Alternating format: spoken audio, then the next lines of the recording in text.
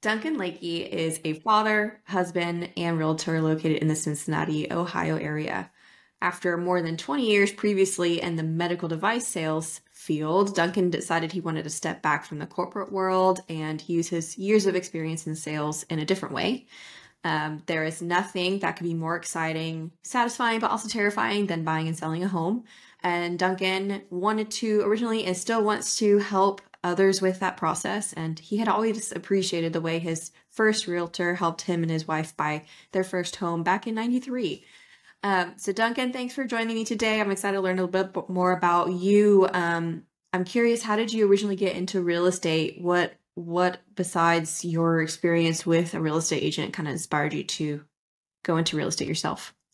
Well, actually, our couple best friend who lived in our backdoor neighbor, they were our best friends, and she had gotten into it. She had been in it about 10, 15 years.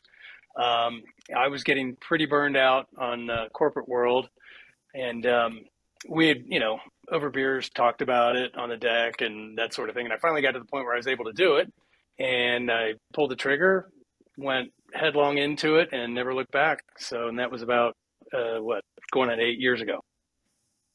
So whenever you decided to go into real estate and you got your license, do you remember where you got your first deal from, who you worked with? Wow. Where I got my first, it was probably, I was on her team. So it was at that point, I don't remember specifically. Wait, let me take that back. It was actually, my wife's an interior designer, and it was a client of hers who put their home up for sale. So yeah. Very cool. Well, there you go. Now, is she still an interior designer to this day, your wife? She's not. She recently got out of it, the pandemic, and 9 months to get a couch and all that kind of tossed her out of she got out of the industry. So she went back to nonprofit, that sort of thing, which she had done prior. But she still she's actually on my team, if you call it that. And she helps with staging and that sort of thing. So her knowledge is still being used. Good. Yeah, I was about to say dream team right there, kind of foreshadowing what your dual partnership looks like now. Right. So you started joining under a real estate team. What led you to decide to go from there to your own on your own? Well, it was kind of forced on me because we were with a brokerage in Cincinnati, and my team leader, who was our friend, decided she was going to open her own Remax brokerage. So she opened that, and then by virtue of that, she no longer had a team, and it was everybody on their own, unless you wanted to start your own team. And quite frankly, the only reason I was on a team was to learn initially, and because of her. I never long-term didn't intend on being on a team. I had managed people for, probably 10, 15 years of the 20-something years I was in medical sales. And I was kind of, done working that tightly with other people and was ready to be on my own. So yeah, I feel you. So how long has it been since you decided to go on your own? Do you remember when that was? I guess about 6 years ago. Okay. So I'm in her office still, but I'm a single agent in there. Okay. So you said team. Is the team consisting of you and your wife, or do you have other staff?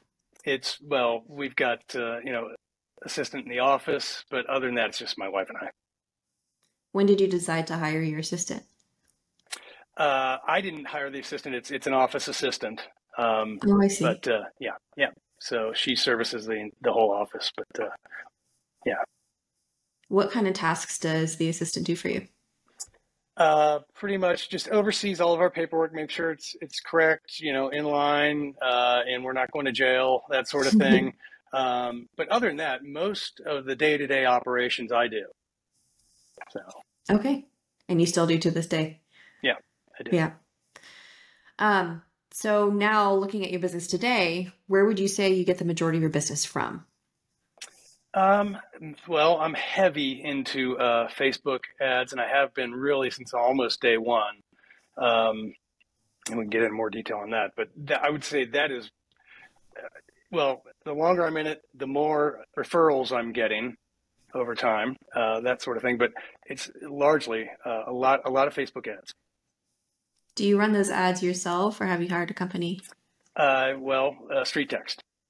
Ah, okay. How long have you Yeah. been using StreetText? Well, it's interesting because I was with StreetText probably about, I don't know, 6 years ago. I was with them for, or no, probably about 7 years ago. And I was with them for about a year, year and a half. And then, in my infinite wisdom, decided I can do it myself. I don't need to be paying them to do it. That's silly. And I did that for a few years.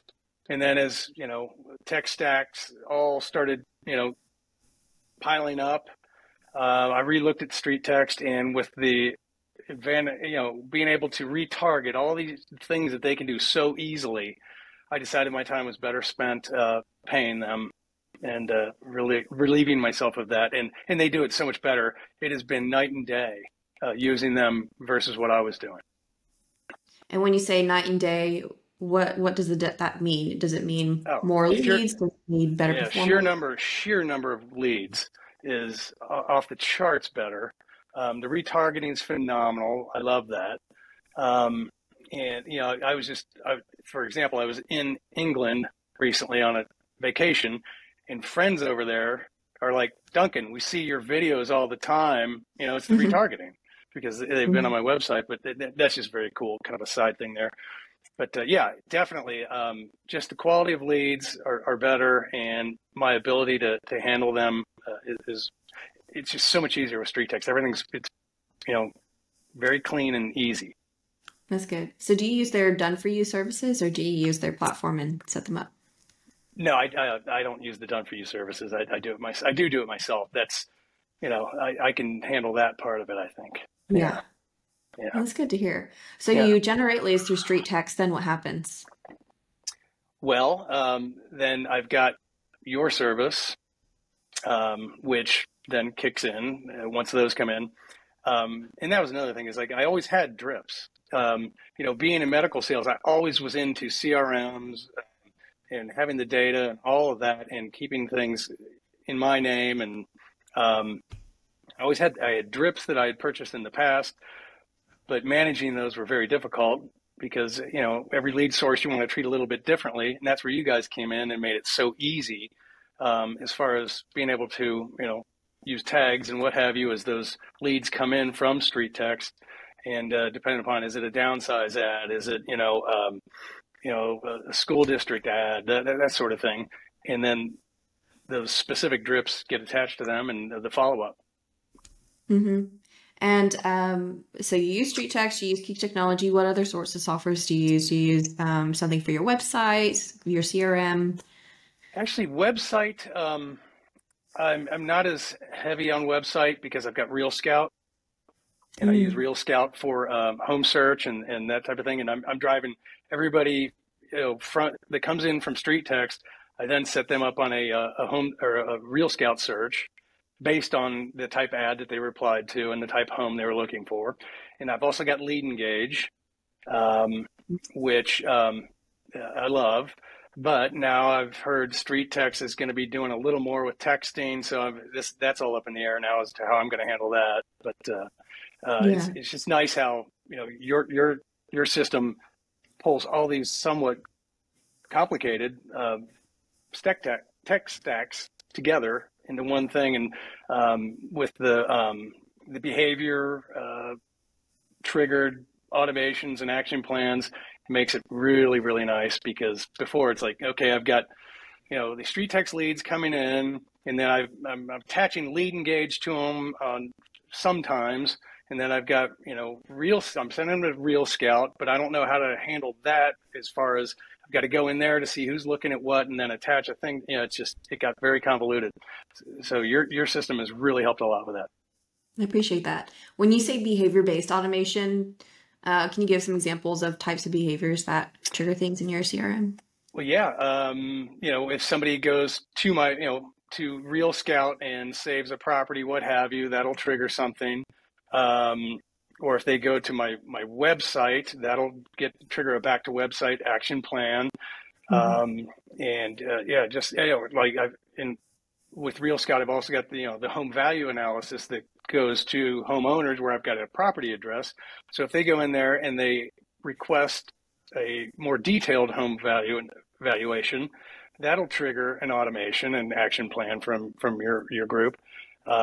So, and it's, it's all right there within the smart list that you provide. So then I know where to look. Like I've got a home value, or I guess it's a home valuation smart list. So I can go there and see who's requested a home valuation. And yeah, it's just very, very nice. That's great to hear. And how long have you been using RealScout? Probably since November of last year. So, and I was, using that and, doing okay. And then I got with you guys in late January, February to kind of pull all these things together. And what's your experience been like with RealScout so far? Oh my gosh, the engagement is phenomenal, really good. You have people. It's just such a nice interface for clients or potential or leads to view. It's much better than my website. My website is very, just IDX is very clunky, and RealScout is just really easy to use. My wife uses it, and I'm always asking her why she's looking at that property because we're not buying a new house. Always looking, right? Yeah. Do you use RealScout to replace MLS alerts for clients you're actively working with, or do you use MLS? I just started doing that. Yeah, we actually had a real debacle with our MLS last year. It was a mess, but so yeah, RealScout is just really, really nice. That's good to hear. So you use StreetText, you use RealScout, you use Key Technology, and you use Follow Up Boss as your CRM. How did you discover Follow Up Boss, and why did you decide to make that your CRM? Well, I had, like I said, I was always wanted to have my own CRM because, brokerages supply a CRM usually, but I want to have my own stuff. And I started with LionDesk years ago, and that was nice. It was nice. It had, a lot of cool features, and they at one point had Structurally, which is a text-based, AI, and that kind of fell apart. And I started looking around and found Follow Up Boss. And the Facebook group with Follow Up Boss is phenomenal. But so I started with them probably, I don't know, 4 years ago, 4 years ago, 3 years ago. And what makes you say that the community, the Facebook group, is phenomenal? What have you experienced there? It's just it's so active, and it's not just about Follow Up Boss. I mean, people are in there talking about, what they've got going on, issues they have, again, all these different tech stacks and what people are using, what's working for them, and how, in sharing, what it is they're doing that's working. And it's just really interactive, way more so than any other, I think, Facebook group I've been involved in when it comes to, real estate tech. Yeah, that's great. So besides the community, what has your experience been like with the CRM, the product of Follow Up Boss? No, I love Follow Up Boss. It's great. Yeah, really, really nice. It's just heads above where I was for sure. Yeah, that's good. I can't recall. Maybe you can. How did you and our team originally get connected? It was through the Follow Up Boss group, I think. Okay. It has to have been. And you're very involved with Follow Up Boss, and I just decided that I had, like I said, I had all these drips that I had copied and pulled over from LionDesk that I had purchased years ago, but I was constantly having to change them, tweak them, and all that. And then as my tech stack started to grow and become more complicated, I saw the value in what I perceived you guys offered as far as being able to pull all that together and really simplify the process so that I wasn't constantly having to change my drips. And, I would go to try to, I guess through Zaps, trigger drips to 500 old leads at a time because I just wanted them to be on a drip, and it was not personalized, didn't mean anything to them. It was just some, drip that, meant nothing. But with your behavior-based stuff was really cool. So like I said, if they go to my website or look at a property, they get something based on what they're doing. So it means something to them. And that's been great. That's good. So now you've been using our setup and Follow Boss for about 6 months. What does your day-to-day workflow look like now? What do you do when you log into Follow Boss? Yeah, generally I'm looking for the high return stuff as far as like who's recently been doing anything in RealScout as far as looking at properties, saving properties, that sort of thing. And that's, I try to get the stuff that's really time sensitive there, and then go to through the smart lists with the new leads, and then work my way through that as best I can. Don't always keep up, but yeah, no, it's you lay it out very nicely with the numbered smart lists, and that cheat sheet you have is very nice because I always struggled with, okay, so they indicated they're not looking now. What do I do with them? And you laid out, these are your ABC leads or, leads, and this is how you treat them. And, were you able to get in touch with them? Yes, do this. No, do this. So I need stuff like that. So yeah, that's great to hear. I appreciate you sharing. And then as far as the drips that are sending, what results have you seen, whether it's more engagement or are people actually responding to those drips you're sending? Yeah, I'm getting a lot of engagement. In fact, just this morning I was going back and forth with a guy. Turns out he sells private mortgage insurance, but he clicked on one of my Facebook ads, and one of the drips went out to him, and he replied. And turns out he knows my fraternity brother, who's a mortgage lender, and we're gonna hook. It's just been really good as far as engagement, responses. To the drips. They're very, I don't know what it is, what magic you have in there, but people do respond to them. That's great to hear. Well, it's heavily inspired by Phil Jones. So if you haven't read his books, Okay. highly recommend you read his books. Yeah, I like the phrase, "This may not be for you." Yes, that's Phil Jones. Is that a special thing? Yes, I was that's wondering him. about that. Yeah, Okay. he's written a couple of books I'd recommend you read. One is Exactly What to Say, which is just for any industry. And then he wrote one specific to real estate agents, Exactly What to Say for real estate agents. And Yeah. I use it for email, but it was primarily for sales calls. So Yeah. highly recommend any of his stuff. He's a really great speaker and methodology of speaking to customers and prospects. So last question as we wrap up the conversation, I'm going to put you on the spot, so you may have to think about it. Something a little off topic. I'd love to hear of one strategy or lesser known tip that you've implemented in your business that's had an impact in some way. It could have been a specific newsletter you sent, a postcard. It could be a script you've used. It could be something that you've done to increase client retention and repeat referral business. What is one thing you can think of that you are open to sharing with others? I don't know if it's a tip or what have you, but